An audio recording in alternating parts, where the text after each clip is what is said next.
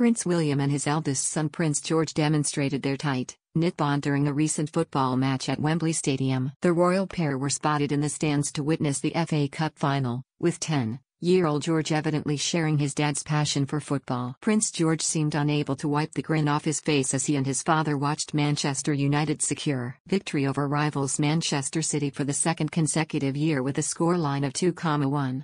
This public outing allowed fans of the Royals to see firsthand the confident young man that George has become. Commenting on the event, former BBC royal correspondent Jenny Bond told OK, has a handsome little boy and clearly idolizes his father. Jenny shares. Outings like this must make the two of them even closer, and they will provide a much-needed escape from the inevitable stress of home life when someone you love so much is being treated for cancer. Ever since his first public appearances, Prince George has been known for his good manners, largely attributed to his upbringing with a firm comprehension of his future royal duties. However, according to Jenny Bond, we might get glimpses of a different persona of this young prince when he's away from the prying eyes of the public, relaxing at home with Dad William, 41, and Mum, Kate, 42. I'm sure that, behind the scenes, he and William have some rough and tumble, father and son fun, she says. And that's the balance that William and Catherine are helping him find princely behavior when required in normal 10-year-old antics the rest of the time.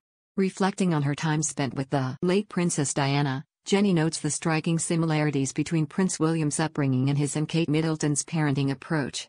The balance they've created is exactly the way Diana brought up her sons. She told me that she was determined that they would have a different outlook on life to other royal princes, she says.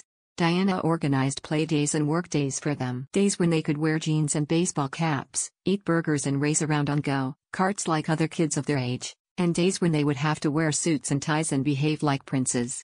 It was an important life lesson for William, and he is following Diana's example with George and his siblings. During the match, William, who serves as the president of the Football Association, was there to offer his son a few gentle words of encouragement as they handed over the FA Cup to Bruno Fernandes, the captain of the victorious team. Prince William and Prince George, both looking sharp in their matching navy suits and striped ties, may not have been cheering on their favorite team Aston Villa, but they certainly presented a united front of royal neutrality. The father-son outing occurred just before it was revealed that the Princess of Wales has been seen enjoying family time out and about following her courageous disclosure that she's undergoing preventative chemotherapy. This update is widely regarded as encouraging, especially after palace officials expressed how moved they were by the tens of thousands of well wishes sent to Kate. Commentator Jenny notes that this wave of public support likely provided solace to Kate amidst her toughest times. I'm sure that like any other young mum, Catherine's biggest worry has been the effect of her illness on her children, so it's great to learn that she has been seen out with the family, she remarked. Jenny added that Kate's insight into early childhood development would have helped her address her children's concerns about her health. She also suggested that William's approach would be influenced by Kate's. Jenny expressed her hope that the lack of news about Kate's condition might help protect George, Charlotte, and Louis during this challenging period for the family. Jenny said, her knowledge about the importance of early years development will have guided her in tackling the children's uncertainties and worries about her illness. And William will take his lead from her. I fervently hope that the news blackout about her progress has gone some little way to shielding George, Charlotte and Louis at what is a very difficult time for the family. The tumultuous events of recent years have thrown Prince George's future into stark relief.